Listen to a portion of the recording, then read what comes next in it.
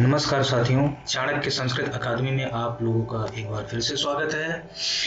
आज व्यंजन संधि का भाग 6 मैं लेकर आप सभी के समक्ष आया हूं और आज इस भाग 6 के अंतर्गत जो सूत्र हैं उनकी हम लोग व्यापक परिचर्चा करेंगे।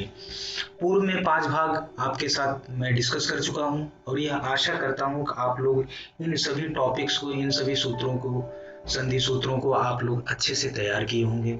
और मैं जल्द ही इस संधि प्रकरण को खत्म करने के बाद, पूरा प्रकरण खत्म करने के बाद, समाप्त करने के बाद मैं आपको लिखना समझाऊंगा कि संस्कृत में आपको लिखना कैसे है, कितने शब्दों में लिखना है, कैसे लिखना है। तो वह मैं पूरा जो है प्रॉपर पूरा मॉडल आपको यहाँ पे दूंगा कि आपको लिखना कैसे है।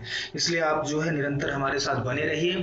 और जो ऑनलाइन क्लासेस हमारी 6 जून से शुरू हो रही हैं, प्रारंभ हो रही हैं, स्टार्ट हो रही हैं, उसको आप लोग ज्वाइन करिए।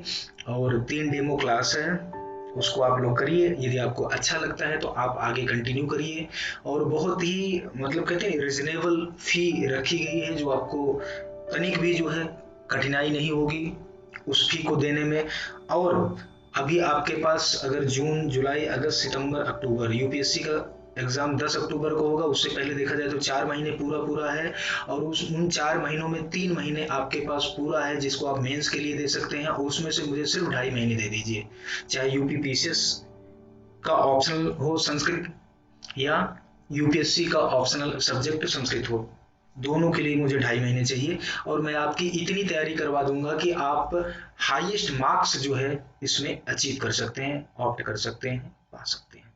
तो इसलिए इन सभी विषयों को अच्छे से तैयार करिए और क्लासेस रेगुलर लीजिए। आप जो ऑनलाइन क्लासेस शुरू हो रही हैं यूपीएससी के साथ, टीजीटी, पीजीटी, नेट, जेआरएफ और पीसीएस सबकी क्लासेस स्टार्ट हो रही हैं और आप इन क्लासों को ज्वाइन करिए। और बिल्कुल भी इसमें जो है ना आलस्य मत करिए। पैसे ये मत सोचिए कि थोड़े पैसे बचा लें, हम अपने से कर लें, ये कर लेंगे। अरे अपने से तो आप कर ही लेंगे, लेकिन एक साथ साथ आपको मार्गदर्शन, आपको सही ट्रैक मिल जाएगा तो आप कम समय में बहुत अच्छा कर लेंगे। और संस्कृत एक ऐसा विषय है कि इसमें बहुत कुछ अपने से नहीं कर सकते। और जो गिने चुने 1-2 कोचिंग हैं भी, वो आपको थोड़े बहुत व्याकरण अगर सामान्य तरीके से बता सकते हो, वो विशेष तरीके से नहीं, क्योंकि उनका क्वालिफिकेशन ही कोई एमए है और कोई बीए है, बीएड है, कोई बीए बीएड है, कोई एमए है।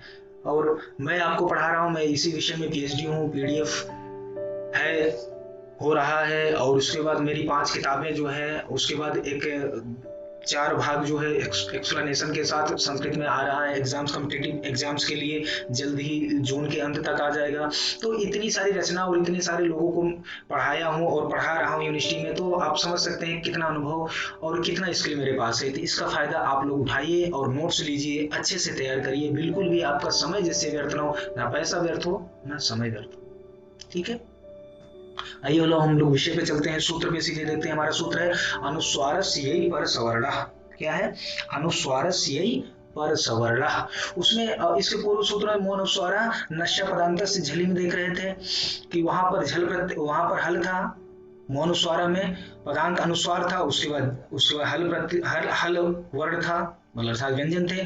फिर दूसरे में नश्य पदांत झली में देखा, आपने देखा अपदांत नकार और मकार थे, और उसके बाद जो है झल प्रत्याहार था। ठीक है ना, पर में बाद में उसके झल प्रत्याहार था। तो पूर्व वर्ण का क्या हो रहा था? उसका अनुस्वार हो रहा था। अब यह क्या कर रहा है? यह कर रहा है पर सवर्ण, अर्थात जो अगर कहा जाए तो प्लस के पहले हो रहा था वो अब प्लस के बाद होगा। ठीक है ना। तो आइए देखते हैं हमारा अर्थ। देखिए, अनुस्वारस्य यही पर सवर्ण। ठीक है ना, यह परे होने पर, यह प्रत्याहार परे होने पर अनुस्वार के स्थान पर सवर्ण आदेश होता है, अर्थात पर सवर्ण उसका हो जाता है। यह क्या है? प्रत्याहार है। इसके अंतर्गत जो है 4 वर्ण छोड़कर, चाहे उष्ण वर्ण कहिए, श, श, स, ह, ये 4 वर्ण छोड़कर 29 वर्ण, अर्थात व्यंजन वर्ण ये मिला के 33 व्यंजन वर्ण हो जाते हैं। लेकिन इन 4 वर्णों को छोड़कर जो टोटल 29 वर्ण जो हैं वो इस यय प्रत्याहार के अंतर्गत आते हैं। करें, यय प्रत्याहार परे होने पर अनुस्वार के स्थान पर सवर्ण आदेश होता है। क्लियर? कहने का तात्पर्य है कि जैसे ये शाम है, यहां जमा होना चाहिए था, शाम है, और जमा अंता, ये हो गया जमा, यहां आपका विसर्ग, ठीक है, ये हो शाम जमा अंता। देखिए अब यहां क्या करे थे, अनुस्वार से यही पर सवर्ण, अनुस्वार के बाद अनुस्वार के स्थान पर सवर्ण होता है कब, जब क्या हो, बाद में यह प्रत्याहार हो, मतलब यहां पर क्या हो, आपका अनुस्वार हो, ठीक है ना। यहां पर अभी क्या है, यहां पर आपका जो अभी लग रहा है शाम जमा ता, देखिए यहां दो सूत्र से, यहां दो सूत्र आपके लगेंगे। एक तो आपने समझ लिया कि यहां पर यह प्रत्याहार हो और यहां अनुस्वार होगा, इस वर्ड के ऊपर अनुस्वार होगा, मैं आगे आपको क्लियर करूंगा। तो यह जो ता है इसका पर सवर्ण होगा, अर्थात इसका पर सवर्ण कहने का मतलब है, यूं समझिए कि इसी का पंचम वर्ण, मतलब जो अनुस्वार वर्ण होता है पंचम वर्ण, ता था दा धा ना, पांचवा वर्ण, मतलब ये जो होगा यर प्रत्याहार जो वर्ण होगा उसका पांचवा वर्ण हो जाएगा। एक मैं आपको सामान्य समझ के लिए बता रहा हूं, ठीक है, आगे मैं इसके और विस्तार में जाऊंगा। अब यह जो शाम जमा ता है इससे बना, यह है नश्या पदांत से झली, ठीक है ना, यह नश्या पदांत से झली से बना, तो ये स्थिति ये आई शाम, ठीक है ना, ये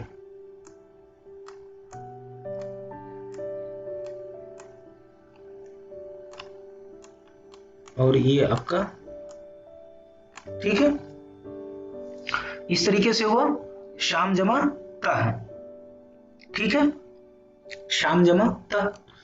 तो अब क्या कह रहा है हमारा, ये परे होने पर ये हमारा ये प्रत्याहार का वर्ण है और अनुस्वार है, अनुस्वार कौन है, ये रहा अनुस्वार, तो इसकी जगह क्या कर रहे हैं कि पर सवर्ण हो जाएगा, अर्थात ये जो यही प्रत्याहार है इसका पर सवर्ण हो जाएगा। तो ये जो अभी सामता है, सामता या शांता, तो ये देखिए बनकर क्या हो जाएगा यहां पर शांता, ये बनेगा, ठीक है ना, ये जो हमने शांता नीचे लिख दिया है वो इसका बनेगा। तो यहां दो सूत्र लग रहे हैं, आप ये ध्यान दीजिएगा, दो सूत्र लग रहे हैं, एक शांता बनेगा, एक शांता बनेगा, एक नश्या पदांत झली बनेगा, एक अनुस्वार से यही पर सवर्ण से बनेगा, ठीक है। मतलब अनुस्वार के तुरंत बाद क्या हो, अनुस्वार ये रहा हमारा, और ये तुरंत बाद क्या हुआ, क्या है, यह प्रत्याहार का वर्ण है, कोई वर्ण हो ये प्रत्याहार के अंदर, तो अनुस्वार के स्थान पर सवर्ण हो जाए, अनुस्वार जो है ये इसके स्थान पर इस यर प्रत्याहार के वर्ण का पंचम वर्ण हो जाएगा, मतलब पर सवर्ण कहने का मतलब है पंचम वर्ण हो जाएगा, उसको मैं थोड़ा भी डिटेल में बताऊंगा, तो ये हो जाएगा, ठीक है ना, पर सवर्ण अनुस्वार के स्थान पर आ जाएगा, ठीक है ना, पर सवर्ण जो है वह अनुस्वार के स्थान पे आ जाता है, अनुस्वार के स्थान ताका ना आ गया तो यहाँ ना आ गया, तो ये हो गया शांता, तो ये आपका हो गया अनुस्वार से ही पर सवर्ण है। और अगर सिर्फ इतना बनता, सिर्फ इतना हम बनाते,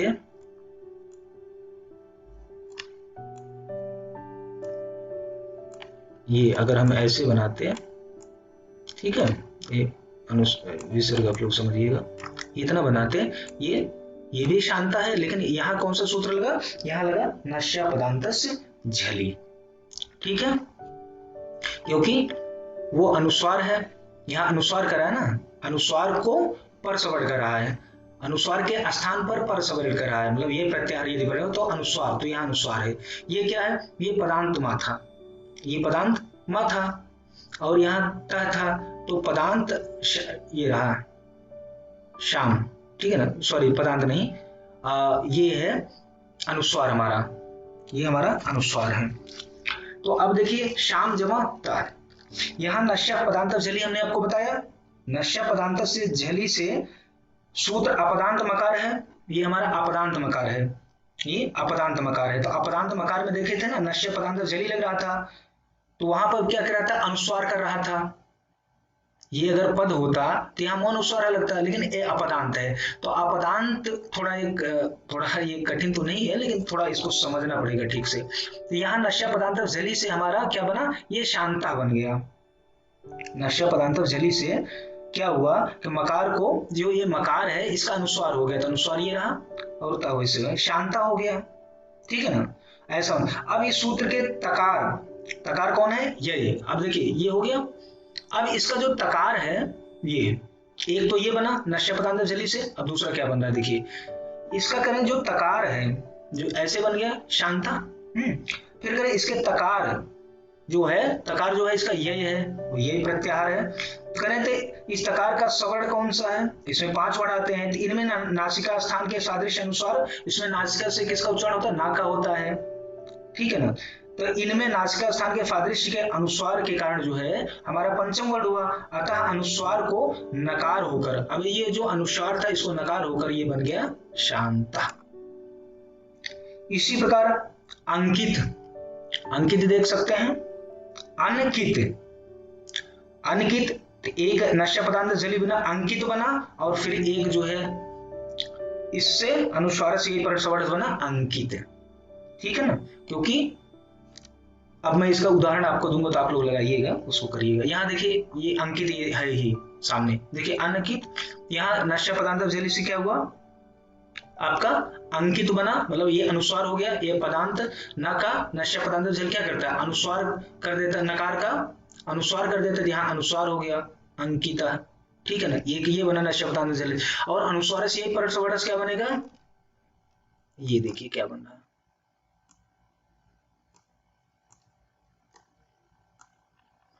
अब का, ये जो का था इसका पंचम वर्ण क्या तो ना होता है, तो अनुस्वार से वर्ण क्या कहता है, ये परे होने पर, ये प्रत्याहार बाद में है, तो अनुस्वार के स्थान पर जो अनुस्वार यहाँ बन रहा है, ये अनुस्वार रहा ना, तो अनुस्वार के स्थान पर क्या करा है कि सवर्ण आदेश, मतलब ये जो ये प्रत्याहार का वर्ण है इसका सवर्ण अर्थात पंचम वर्ण, मतलब अनुनासिक वर्ण कौन सा है, ना है, तो वह ना हो जाएगा, तो बन गया क्या अंकिता है। ये दो रूप बनेंगे आपके,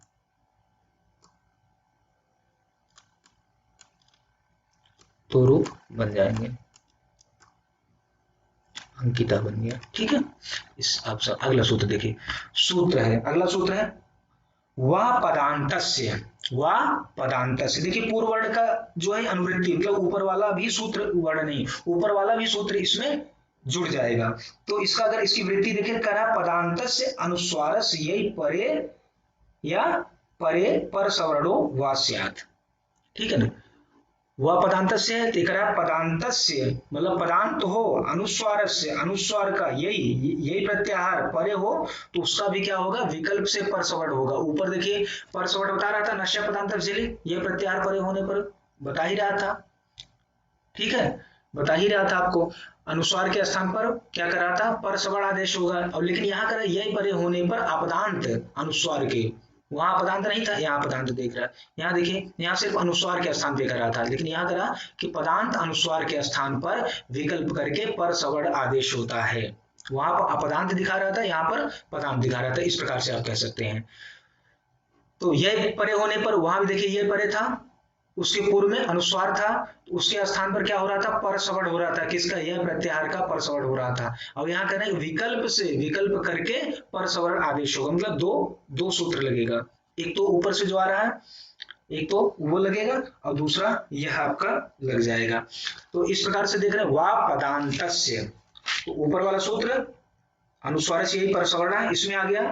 तो अगर अर्थ सामान्य तरीके से ये करें, यदि पदांत अनुस्वार के बाद, ये देखिए त्वम करोषि है, त्वम जमा करोषि, ये हमारा पद है, त्वम युष्मत का प्रथम व्यक्ति एक वचन का रूप है, तो त्वम है ये हमारा पद है।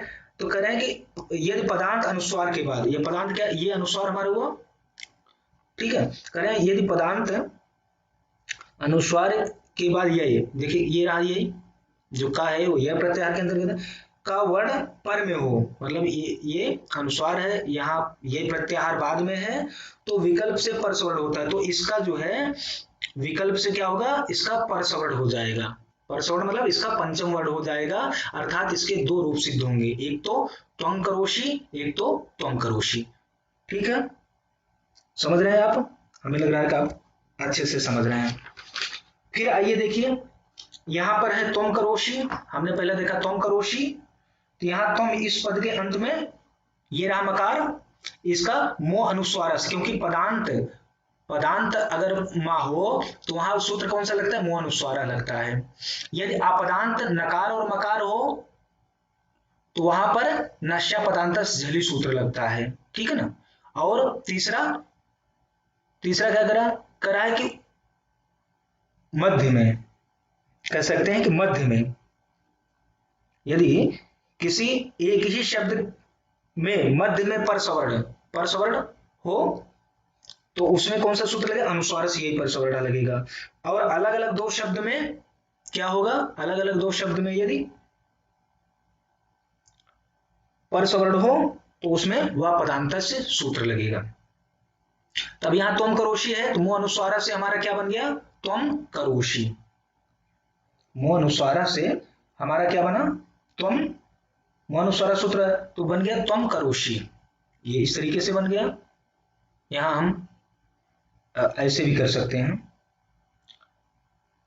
ये त्वम करोषी बना और ये देखिए इसको अलग अलग किए, ये त्वम करोषी हो गया, ठीक है।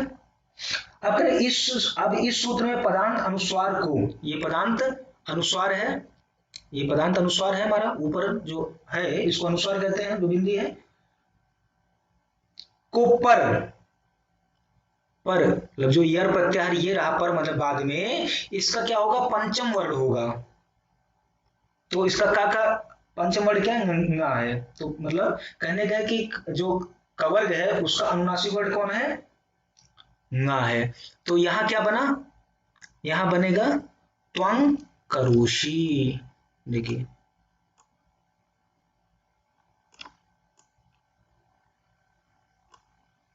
यहां बिंदी और यहां का बनाइए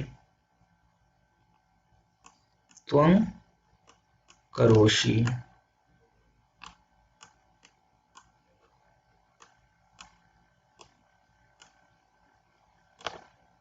तो इस प्रकार से एक आपका रूप सिद्ध हो गया, ठीक है। ये तो त्वम करोषी मुंह अनुस्वारा से बना, हम इसको थोड़ा व्यवस्थित समझाने के लिए ये प्लस जमा लिख दिए। अब इससे ये, अब इसमें क्या हुआ, पदांत से सूत्र लगकर त्वं करोषी बन गया, ठीक है। तो इस प्रकार से आपने देखा कि जो अनुनासिक करने वाले सूत्र हैं उन चार सूत्रों को आप देखना कि अंत में अनुस्वार दिखाई दे तो अनुस्वारा हो गया, और मध्य में अनुस्वार दिखाई दे तो वहां नास्या पदांत झली होता है। जैसे आपने शांता, शा मतलब शा के बाद आधा ना देखा, लेकिन उससे पहले शा के ऊपर जो आपने अनुस्वार देखा उसमें नास्या पदांत झली सूत्र लगा है, ठीक है। और फिर किसी एक ही शब्द में मध्य में तो शांता जो रहा तो अनुस्वार से यही परसवड़ा। और फिर अलग अलग दो शब्दों में, जैसे ये क्या रहा, यहाँ अलग अलग दो शब्द है ना, त्वम और करोषी। जब इस प्रकार हो तो इसमें वह पदांत से सूत्र लगता है और बनता है त्वं करोषी, ठीक है। तो इस प्रकार से आप इसको आप समझ गए होंगे कि यहाँ पर क्या स्थिति हो रही है। तो ये दो सूत्र आज रहे और साथियों इनको आप अच्छे से करिए और थोड़ा समझ के करिएगा, क्योंकि सब अनुस्वार कर रहे हैं। जो सबसे पहला अनुस्वार जो करने वाला सूत्र है मुंह अनुस्वार है, जिसमें कहें पदांत मकार हो, उसके बाद व्यंजन वर्ण हो तो क्या करें, उसका अनुस्वार हो रहा है। फिर दूसरा सूत्र नश्या पदांत से झली, करें नकार और मकार भी हो परंतु अपदांत हो, और उनके बाद मतलब वो किसी शब्द के ना हो लेकिन अंत में हो, या नकार हो या मकार हो उसके बाद झल प्रत्याहार हो, तो उनका क्या कर रहे हैं, अनुस्वार कर रहे हैं। फिर इसी प्रकार कर रहे हैं नश्या पदांत से अनुस्वार यही परसवर्ण, आपको यह प्रत्याहार के पहले अनुनासिक हो तो उसका परसवर्ण बता रहे हैं, जो कि दोनों सूत्रों में हमको बता ही दिया। और वह पदांत उसी का अगला सूत्र है। तो इस प्रकार से आपको ये चारों सूत्रों को बता दिया कि दो सूत्र इसमें, दो सूत्र इसके पूर्व के। तो आप लोग अच्छे से तैयार करिए और जो भी समस्या हो हमसे संपर्क करिए, कमेंट बॉक्स में जरूर अपने सुझाव दीजिए और ऑनलाइन क्लासेस से जुड़िए और अपने भविष्य को संवारिए। जय तो संस्कृतम, जय तो।